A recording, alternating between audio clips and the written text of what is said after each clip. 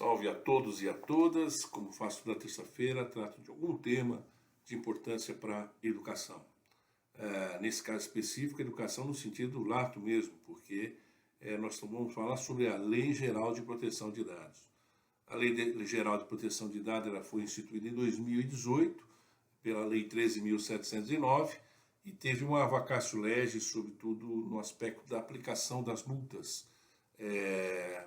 Gerou uma série de dúvidas, uma série de insegurança, sobretudo sobre a aplicabilidade da lei, se ela era para todas as instituições ou não. Algumas tinham dúvida porque uma série de regulamentos já de tratamento de dados que a escola tem que ter em relação ao seu aluno, ela já tem portarias, inclusive do Ministério da Educação, que tratam disso, mas isso não se confunde com a obrigação do cumprimento da Lei Geral de Proteção de Dados. E quando a lei veio, nós mesmos fomos muito consultados sobre qual que empresa de TI que vai fazer toda a implantação. E, na bem da verdade, as coisas não funcionam dessa forma. Tem que ter a segurança cibernética, tem que ter tecnologia e tem que ter o tratamento de dados. E isso, obviamente, é feito por uma equipe que tem que ser multidisciplinar, senão isso não se resolve, né? E tem que envolver todas os principais atores na instituição. Vamos, por exemplo, pegar a Secretaria da Instituição de Ensino, é um dos locais onde tem mais dados sensíveis e pode estar, inclusive, disposto em cima da mesa de trabalho, né? Por isso que tem que ter a denominada política da mesa limpa, porque isso tem que estar reservado, tem que estar em locais seguros essa informação para que qualquer um venha e tenha acesso àquela informação, né?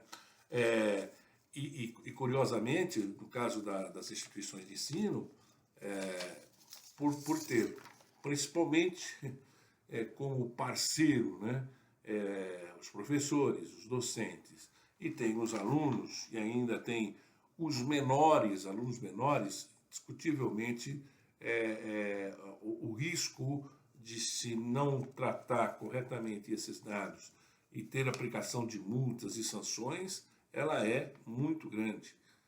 Tem dados altamente reservados de alunos. Veja as políticas públicas existentes no ensino superior, programa do FIES, programa do ProUni, ele tem dados próprios dos alunos, que pode sim ser fornecido à autoridade pública que cuida dessas políticas públicas e não está à disposição de qualquer pessoa que não tenha interesse nesse dado, né?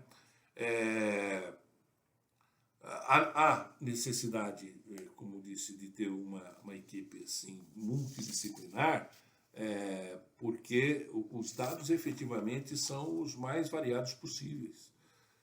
E por essa razão que a lei trata de alguns fundamentos que são essenciais. A lei fala respeito à privacidade, autodeterminação informática,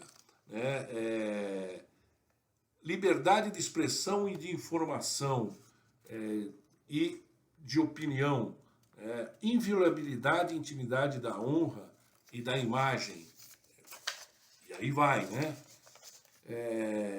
Ao efetivamente não se considerar o cumprimento da lei, existem várias sanções que podem ser aplicadas para as instituições, como multas de até 5%, de 2% a 50 milhões do faturamento. Publicização da infração. Isso é a pior coisa que tem, você dizer como a infração que você aplicou. Tornar público essa infração. Imagina a insegurança que tem de todos que estão envolvidos na instituição. Eliminação dos dados pessoais enquanto não é corrigido. Suspensão do exercício da atividade e do tratamento dos dados pessoais, proibição parcial ou total do exercício da atividade relacionada ao tratamento de dados. Como que se vê, como se pode notar, as implicações são as mais variadas possíveis, né? E por isso que há necessidade da instituição realmente buscar a implantação da Lei de Proteção de Dados. Mas agora tem uma outra novidade, que foi publicado ontem no Diário Oficial da União, a resolução CD da Autoridade Nacional, né, de Proteção de Dados, número 4, de 24 de fevereiro de 23, que aprova o regulamento da dosimetria e aplicações de sanções administrativas. Como se vê, agora a operacionalização, que eu diria, da própria norma, ela já é algo latente, ela já passa a ser aplicável com maior facilidade a todas as instituições. A gente faz uma comparação, se a gente pensar no Código do Consumidor. Quando o Código do Consumidor foi aprovado, havia muita discussão, inclusive, também, né, como que isso ia ocorrer, se realmente até as instituições iam ter que se adaptar a isso, e não houve dúvida nenhuma, as pessoas todas tiveram que se adaptar a partir, inclusive, dos contratos de prestação de serviços que foram firmados. Inclusive, os contratos de prestação de serviços firmados também precisam ter adequações na Lei Geral de Proteção de Dados. Da mesma forma que os contratos de trabalho, assim tem que ser feito. Então, ou seja, as obrigações efetivamente elas existem, estão aí, agora passam a aplicar a todas as instituições de ensino e todas as empresas. Lembrando que, inclusive, a instituição também se relaciona com diversos outros prestadores de serviço. Vamos pegar, por exemplo, a questão da terceirização da atividade.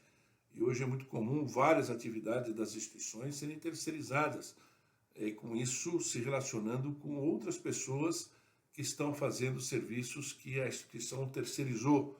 Ou seja, essas instituições, essas empresas, também têm que estar completamente adaptadas à Lei Geral de Proteção de Dados, né?